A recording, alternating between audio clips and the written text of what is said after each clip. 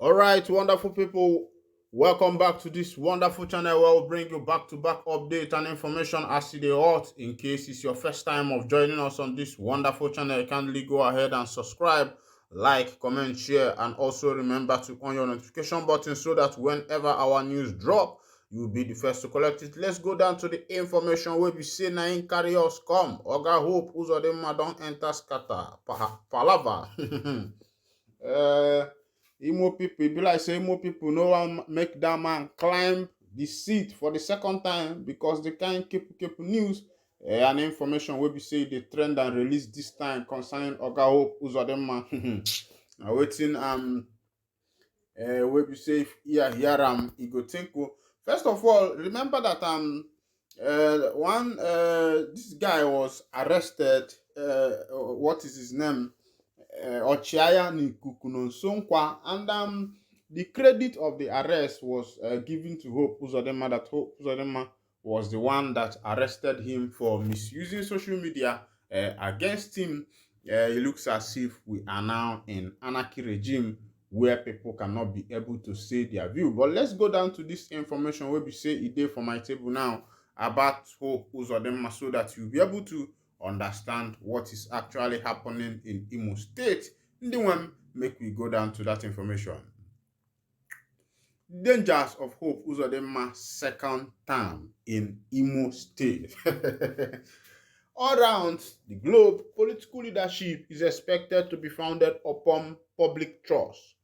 This principle applies even in cases where leadership positions are inherited. It serves as the primary rationale behind the high regard given to leaders in even the most influential kingdoms, as they are seen as individuals of exceptional pedigree and integrity. Consequently, these leaders strive to embody these virtues in the character they project, aiming to serve as respective examples. They make a conscious effort to maintain discipline and transparency while upholding principles of justice, fairness, and equity to the best of their abilities. They know that if they sleep, they will draw to the ear of the people of and embarrass themselves, and the consequences are usually grave. Therefore, any leader who does not feel accountable to the people in a ticking time bomb that will definitely explode, leave multiple casualties. From a critical standpoint, some perceived Hope Uzodimma as a governor who exhibits an inclination to assert absolute dominance over the residents of Imo State. Hypothetically speaking, if given the opportunity, he might even seek to possess the authority to dictate the fate of every individual within the state. It is evident that he has engaged in conflict with various political leaders in Imo State whom he views as rivals. Notably, he has been involved in confrontations and public humiliation of former Governor Rochas Okorocha and his son-in-law Uche Nwosu, going as far as making arrests a manner reminiscent of a Gestapo operation on trumped up charges. Uzodimma boxed them into silence and towards losing their grip in their same party, the All Progressive Congress (APC). Former Senator Ifeanyi Ararume, he made sure he did not sit as chairman of the Nigerian National Petroleum Company Limited, but even after appointment, Uzodimma was said to have told all manners of lie against Ararume to the presidency and alleged huge sum of taxpayers to block the opportunity that came his brother's way, ultimately making him lose the position. Likewise, Uzodimma has engaged in confrontation with former Governor Right Honorable Emeki Hedioha, whose electoral victory was overturned during a court ruling. The governor accused Ihedioha of sponsoring insecurity, although he has yet to provide substantial evidence to support this claim. Uzodimma prevailed on the police to arrest General Ironna, Ihedioha's deputy, on similar allegation and detained him for an extension period of over 2 weeks. Uzodimma has made various unsuccessful attempts to silence broadcast journalist Mr. Chinonso Oba, also known as Nonsonkwa, which did not see the light of the day. He invited police officers from Force Headquarters Abuja to pick up Nonsonkwa. They held him for 3 weeks without a fair hearing in an attempt to force him to sign an agreement that would silence him forever. Between December 2022 and February 2023, Uzodimma appointed about 240 special assistants. Surprisingly, months after their engagement, the governor abandoned them to their fate. Curiously, he has not deemed it necessary to pay any of them kobo as salary. Neither have they been allocated office space nor have their terms of reference been stipulated. Most of the appointees have been seen begging friends and relatives for money to cater for their families and offset the other bills. Furthermore, the governor's commissioners' displeasure with their inability to reach him is mounting.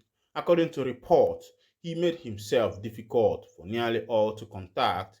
In addition, because the governor's office oversees the majorities of the ministries, the majority of them do not receive pay to manage their offices and lack the guts to submit ideas because doing so will be a waste of time, making the commissioners only ceremonial government appointees.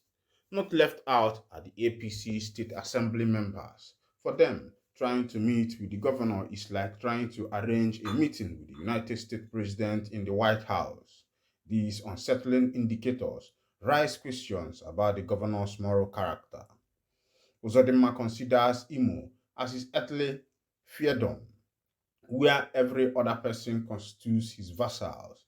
His manipulative tendencies have seen the local government system crippled under his watch.